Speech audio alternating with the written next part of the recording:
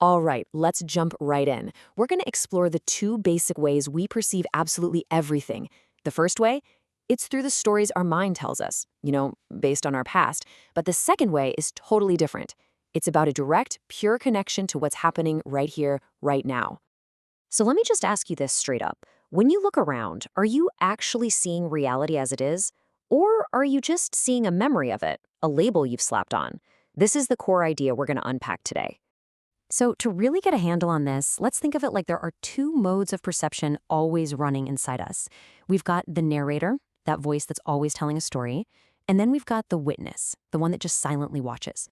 And here's how they stack up. You've got the narrator, which we often link to the left brain. It's stuck on Zoom, always trying to label things, recognize them, and weave them into a story. If it can't name something, it pretty much denies it exists. But then you have the witness, linked to the right brain. And it's a whole different ballgame. It's like a wide-angle lens, taking everything in at once, sensing the whole picture, without needing words. It just receives what is. This is such a brilliant way to put it. Imagine your phone camera was just permanently zoomed all the way in. Yeah, you could see the tiny veins on a single leaf, but you'd completely miss the fact that you're standing in a massive, beautiful forest. That's the danger of living only through the narrator. So what's the big deal with being stuck on Zoom all the time? Well, it creates this thing we can call the ego's delay loop. And this is the process where our thoughts actually stop us from experiencing life in real time. This right here is the heart of the problem. What feels like right now for most of us most of the time, it's not actually live. It's a processed echo. It's a reconstruction that our mind puts together a split second after the event. We're literally living on a slight time delay.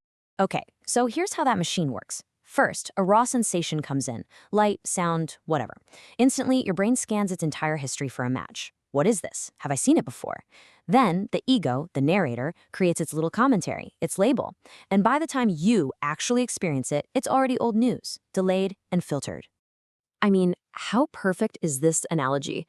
Think about watching a live game with the closed captions on. The touchdown happens, and then a second later, the text pops up telling you what you just saw. That little delay, that's where we live when the narrator is running the show. But what if there is another way? Well, there is. Let's call it the open aperture. It's a way of seeing that's direct, it's immediate, and it's totally free from that delay. This is the world of the witness. Now, the key to unlocking this has a name: choiceless awareness. So what does that actually mean? It's a state of just being receptive. You're not trying to focus on one thing or ignore another.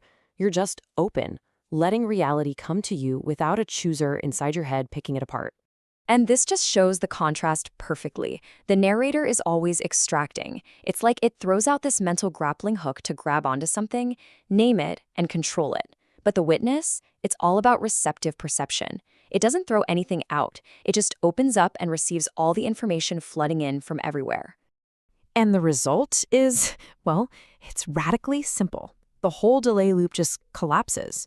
Sensation comes in, action happens. Instantly. Think about seeing a snake on a hiking trail.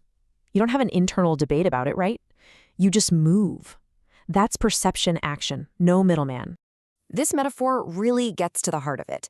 Thought, the narrator's tool, is like all the work of cranking a handle to pull water up from a deep well. But direct perception, the witness's mode, is like sitting next to a flowing river. The water's already there, no effort needed. Now, this receptive state does more than just give us a clearer picture of reality. It's actually the gateway to a totally different kind of intelligence. It's where real insight comes from. This is so important. We're all taught that to solve a problem, you just have to think harder, analyze more. But real, game-changing insight, it doesn't come from more thinking. It arrives like a flash, in that moment of quiet when the inner chatter finally stops. So what does insight even feel like? Well, it's not a logical step-by-step conclusion. It's a spontaneous flash.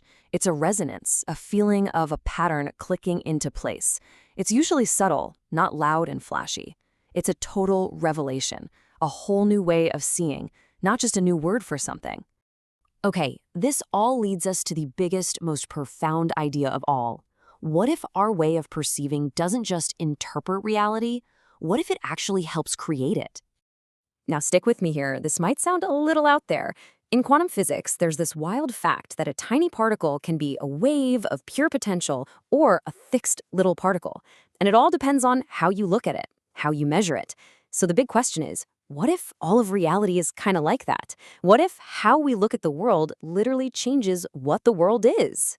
And if that's even possibly true, then things get really interesting. It means that the observer, that's you, isn't separate from the experiment.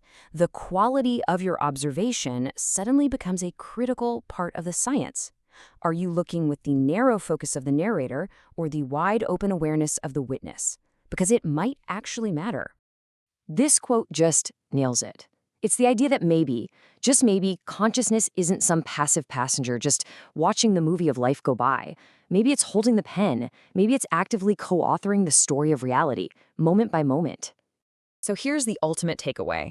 Shifting how you pay attention, from the storyteller to the silent witness, isn't just a neat little mindfulness trick. It's not just changing the filter on your perception. It might be what's called an ontological lever, a tool that actually changes the nature of reality itself. And that leaves us with one final thing to think about. We spend our whole lives choosing what to focus on, what to label, what to define. But what could happen? What new world might you discover if, just for a moment, you let all that go and chose not to choose what you see? What would reality tell you if you finally gave it a chance to speak for itself?